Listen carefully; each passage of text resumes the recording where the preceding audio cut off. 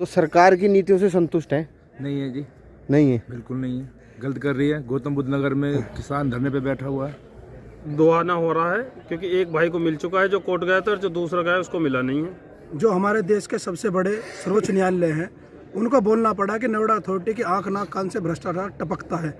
और ये ना किसान वहाँ का भट्टा पारसोल को भूला है और ना घोड़ी बछेड़ा को भूला है, और उस इतिहास को दोबारा दोहराने के लिए फिर किसान रोड पर है। अगर किसान की मांग नहीं मानी गई तो वास्तविक वही इतिहास दोहराया जाएगा। लाशें बिछेंगी किसानों के और खून की नदियां बहेंगी। नमस्कार दोस्तों, मैं आपका मंजीत सिंह। हमारे चैनल मंजीत सिंह यूपी 19 में आप सभी क्षेत्रवासी किसानों का स्वागत है।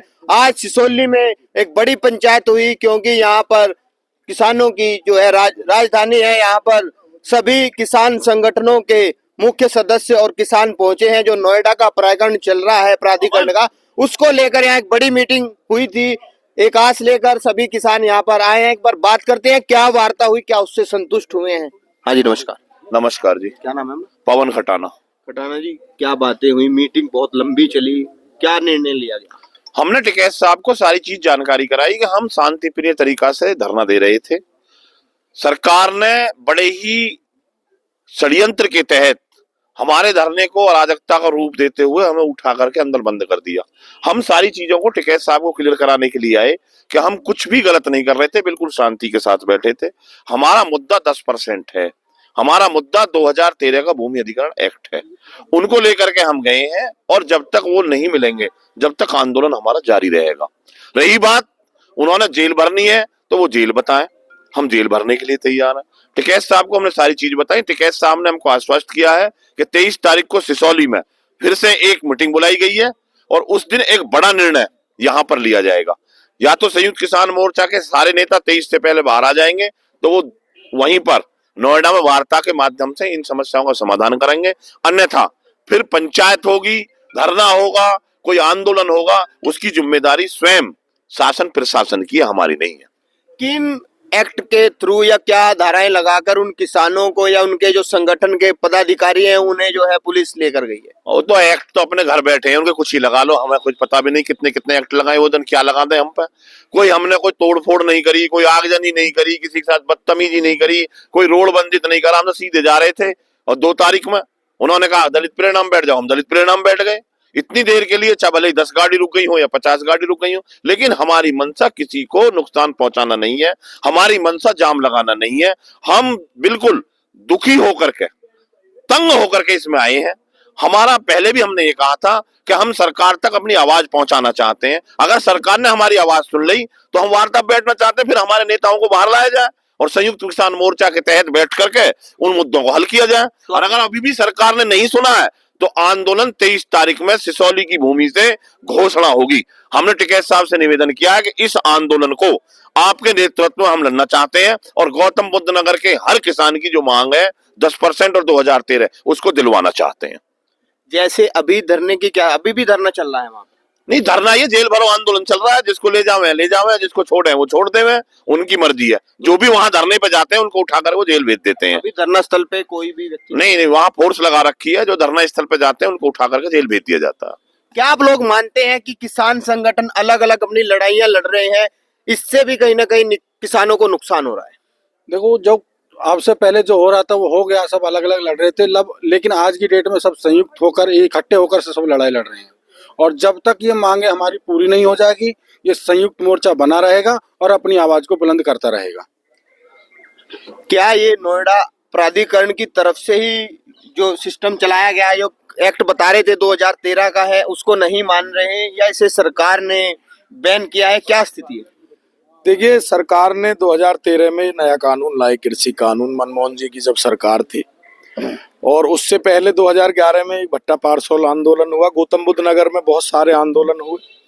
उन सभी को देखते हुए, किसानों की पीड़ा देखते हुए तत्कालीन सरकार ने 2013 का कानून लाई। मगर हमारा दुर्भाग्य रहा कि गौतम बुद्ध नगर जिले में, चूंकि इनको पता था कि इस जिले की सारी जमीन को एक्वायर करना है, इन्होंने वो 2013 के कानून को वहां लागू नहीं किया। और आज हम उसी टीस को लेकर के, चूंकि 25 नवंबर से हमारा आंदोलन चल रहा था, आज हम सिसौली में आए हैं और सिसौली से आज जो ये घोषणा की है आदरणीय टिकैत साहब ने कि 23 तारीख तक अगर हमारी मांगों को नहीं माना जाता, हमारे आंदोलनकारी किसानों को, किसान नेताओं को रिहा नहीं किया जाता, तो 23 तारीख को हम यहाँ पर एक मीटिंग करेंगे और मीटिंग करके एक बड़ा निर्णय लेने का काम करेंगे। तो 23 तारीख तक मैं आपके चैनल के माध्यम से कहना चाहता हूं मौजूदा शासन प्रशासन से कि हमारे किसान नेताओं को रिहा किया जाए और हमारी जो मांगे हैं 2013 के कानून को लागू करने की, 10% प्लॉट की और जिनका 64.7% बकाया रह गया है, उन मांगों को हमारी को निपटाने का काम करें और हमारा अधिकार हमें देने का काम करें। धन्यवाद। जैसे बात चल रही थी, हमने भी सुना, बातचीत हुई कि कुछ किसान जो है न्यायालय गए और उनका जो है 10% मिला है। देखिए, जो किसान है, कुछ किसान कोर्ट में गए तो उनको तो 10% दे दिया, बाकी का कोर्ट ने ये कह दिया कि आप जो प्राधिकरण है वो अपनी विवेकानुसार वही बात निस्तारित कर दे। लेकिन जो कोर्ट ने कहा है उसके आदेश की भी अवहेलना की जा रही है। आपने एक चीज और कहा कि किसान संगठन है अलग अलग और वो इसका भी नुकसान किसानों, अलग अलग क्षेत्रों में अलग अलग समस्याएं हैं और वहाँ के जो लोकल संगठन है वो उनको समस्याओं को लेकर आंदोलन कर रहे हैं। लेकिन जब लगा कि देश जो किसान है प्रभावित है, पीड़ित है, तो एक संयुक्त मोर्चा बना और संयुक्त मोर्चा के बैनर तले किसानों की लड़ाई को मजबूती के साथ लड़ा गया और जो लड़ाई को लड़ा गया था उसको दबाने का और कुचलने का प्रयास सरकार और प्रशासन के द्वारा किया गया, जिसके अगेंस्ट यहाँ पर ये पंचायत की आयोजित की गई है और 23 तारीख को पुनः एक पंचायत की जाएगी जिसमें एक निर्णय लिया जाएगा कि आगे हम लोग क्या करेंगे। हम लोग जनपद गौतम बुद्ध नगर से आते हैं और जनपद गौतम बुद्ध नगर में केवल दो हमारी दो मुख्य मांगे हैं, दो जो समस्याएं हैं, वो एक तो 10% जो आबादी का जो प्लॉट है वो है और एक जो 2013 का जो भूमि अधिग्रहण बिल है उसको लागू कराने की मांग है। हम अपनी इन दो मांगों को लेकर के 25 नवंबर से आंदोलनरत हैं, लेकिन जनपद गौतम बुद्ध नगर में शासन प्रशासन द्वारा हमारे आंदोलन को कुचलने की गलत मंशा से और जो वहां आंदोलनकारी धरना दे रहे थे उनको गलत नीति के तहत गिरफ्तार कर जेल भेज दिया गया। हम उसके विरोध में और इसीलिए आज हम लोग यहाँ सिसौली आए हैं क्योंकि हमारी मांगे जो हमारी समस्याएं हैं, हम चाहते हैं कि इनको बड़े स्तर पर संयुक्त किसान मोर्चा जो जनपद गौतम बुद्ध नगर का इन मांगों को लेकर के लड़ाई लड़ रहा है, इसको बड़े स्तर पर हम लड़ाई लड़ें ताकि जो हमारी समस्याएं उनका समाधान हो और जो जेल में हमारे गिरफ्तार साथी हैं उनको जेल से रिहा किया जाए। पूरा जिला जो प्रभावित है जो नोएडा। हाँ जी, क्या नाम है आपका? योगी राहुल पवार। योगी जी, आप भी जी? तो सरकार की नीतियों से संतुष्ट है? नहीं है जी, नहीं है, बिल्कुल नहीं है, गलत कर रही है। गौतम बुद्ध नगर में किसान धरने पे बैठा हुआ है, पिछले 2021 से तो मैं भी बैठा हूँ। 21 से आप भी बैठे? हाँ, मेरा भारतीय किसान यूनियन मंच से। तो क्या है तीनों 10% वाला मामला है, क्या है, इसे संक्षेप में बताओ। 10% का मामला यह है जी, हमारी मानो आप एक बीघा जमीन गई, उसका 10% हमको देना था आवासीय में सरकार को, जिसमें हमें 5% तो दे दिया है, लेकिन 5% को सरकार नकार रही है और जिसमें हम कोर्ट से भी कुछ किसान हमारे 5% अतिरिक्त को जीत चुके हैं, लेकिन सरकार है कि अपनी हट पई है और मानने को तैयार नहीं है। आप कहने का मतलब है कि जो 5% भी जो दिया था और प्लस 5 जीत जो कोर्ट से न्यायपालिका से ने जो आदेश हुआ है उससे मिला है, तो सभी किसानों को मिलना चाहिए, फिर सभी की बराबरी का अधिकार है। हमारे साथ दोहाना हो रहा है क्योंकि एक भाई को मिल चुका है जो कोर्ट गया था और जो दूसरा गया उसको मिला नहीं है। ये उन्होंने तो अपनी तरफ से आदेश अपना दे चुके हैं कि अथॉरिटी जो है किसानों को प्लॉट दे दे। ये चीज़ें जो कर रही है, ये चीज़ें हमारी सरकार और नोएडा अथॉरिटी हमारी जो कर रही है। ये बात के जो कह रहे हैं अभी हमारे साथ किसान थे कि सरकार नहीं की मनमानी अथॉरिटी के साथ चल रही है, न्यायपालिका का आदेश नहीं माना जा रहा है योगी जी की सरकार में। जी बिल्कुल सही आप कह रहे हैं और बिल्कुल सही अभी मेरे भाई ने बताया। आप देखेंगे पूर्व में जो हमारे देश के सबसे बड़े सर्वोच्च न्यायालय हैं उनको बोलना पड़ा कि नोएडा अथॉरिटी की आंख नाक कान से भ्रष्टाचार टपकता है और ये वास्तविक बात है। जो भी न्यायालय से अगर जो भी आदेश होते हैं अथॉरिटी के, चाहे उच्च न्यायालय से हो या सर्वोच्च न्यायालय से हो, अथॉरिटी उनको बिल्कुल भी मानने का काम नहीं करती है।